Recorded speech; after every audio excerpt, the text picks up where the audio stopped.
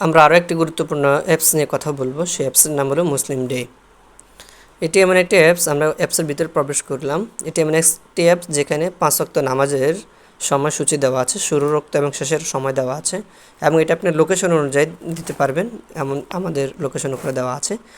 এর বাইরে এখানে নামাজের নিষিদ্ধ সময়গুলো কখন থেকে কখন সেটা দেওয়া আছে, নফল সালাতের ওয়াক্ত কখন সেটা দেওয়া আছে, সাহরির সময় ইফতারির সময় দেওয়া আছে।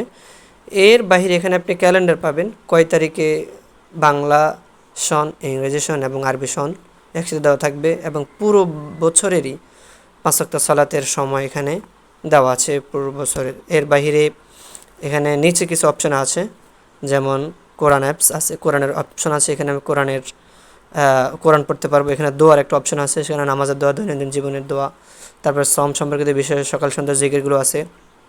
এর বাইরে বিবিধ আরও অনেকগুলো বিষয় এবং দোয়া আছে এখানে। এর পাশাপাশি মেনু আছে, এখানে আমরা কিবলা ক্যাম্পাস যেটা আছে এটা সম্পর্কে জানতে পারবো এখানে। তারপরে বিভিন্ন তাসবির বিষয়গুলো আছে, তারপরে আপনার কাছাকাছি কোথাও মসজিদ আছে কিনা সেটা খুঁজে পেতে এটা আপনার কাজে দিবে। এরপরে প্রয়োজনীয় কিছু এলেম আছে, কোরআন হাদিস নির্বাচিত কিছু অংশ আছে এখানে। তারপরে মাসুন কিছু আমূলক আলোচনা আছে, বিভিন্ন বিষয়ের আর্টিকেল এখানে পাওয়া যাবে, মাসআলা আছে, মাসআলা জানা যাবে।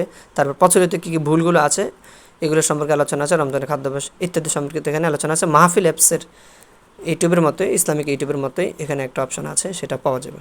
তো এখানে মূল মেনু, এখানে দোয়া, কোরআন, তারপরে হোমে গেলে আমরা এগুলো সবই পাবো। খুবই গুরুত্বপূর্ণ একটা অ্যাপসের নাম হলো